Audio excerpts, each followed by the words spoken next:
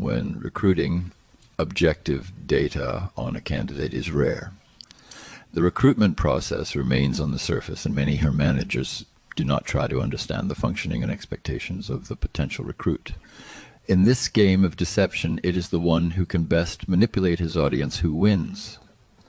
But recruiting this way can only lead to poor results.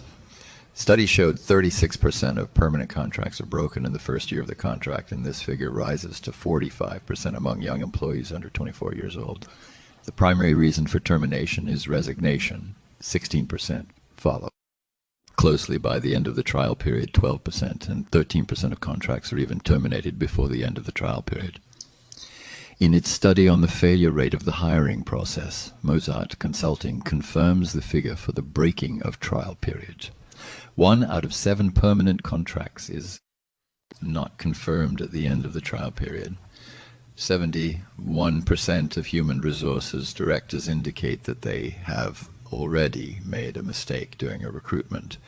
Failed recruitment is not exceptional in the working world. A figure that is difficult to accept given the cost of recruitment within a company. On average, the cost of a failed recruitment is estimated between 20 zero-year and 200 zero-year.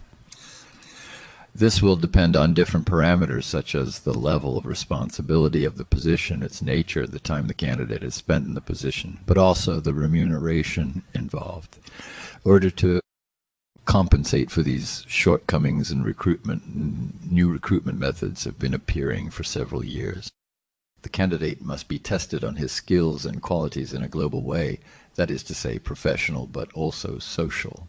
New technologies are a major asset for recruiters to dust off the process and thus try to limit the degree of uncertainty in recruitment as much as possible.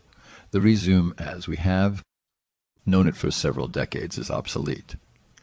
The whole person is much more important than a few typed lines. Who is this person bring to us as an individual? What can this person bring to us as an individual? What are his professional and social qualities? Will she be able to interact effectively in her new work environment?